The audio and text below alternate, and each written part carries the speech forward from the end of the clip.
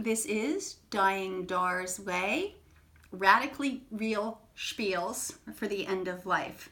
I'm sitting here with my friend Fran McManus, who is taking the videotape on me on her cell phone, and we've been talking about how to prepare with grace for the end of life. And actually, I'd like Fran to say a little bit about what's going on in your family. So my father just turned 100 and he's reaching the end of his life. And my mother has been amazing in her ability to plan for what's going to happen after he dies so that we all feel included in that conversation, we being my siblings and I. And then we also feel that she is going to have the space to grieve because she won't be under the sort of having to make a lot of decisions and having a lot of people trying to press her to say, oh yes, okay, well, let's just do that. So it's actually a real gift that she's given us so that we too can have the space to grieve.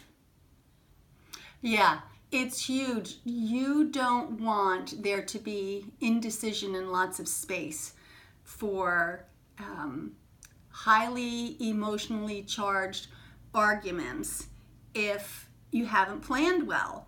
And it's in that emotionally fraught space where decisions suddenly have to be made quickly, and there are financial consequences and emotional consequences and medical decision-making consequences if we don't plan ahead and specify, as your mother has done, specify what our needs and desires are.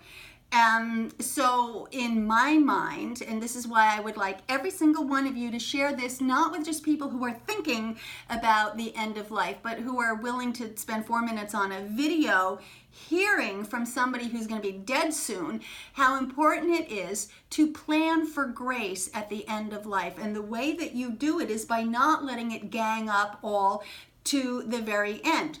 We live in a culture in which death is no longer normalized.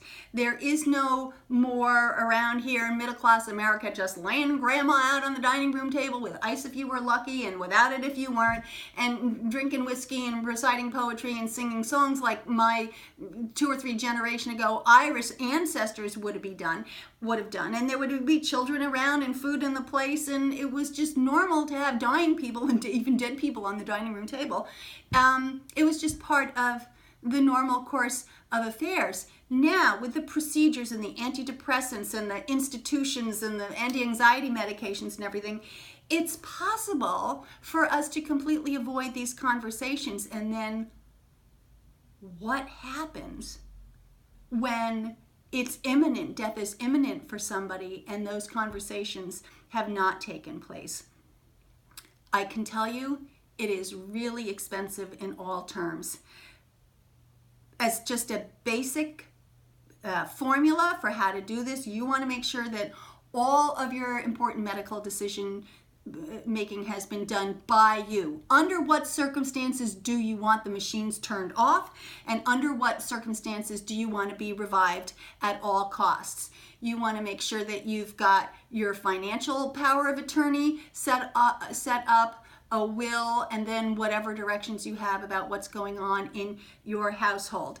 How much grief do you want to be responsible for? How much sibling rivalry will be on your hands if you don't plan for death?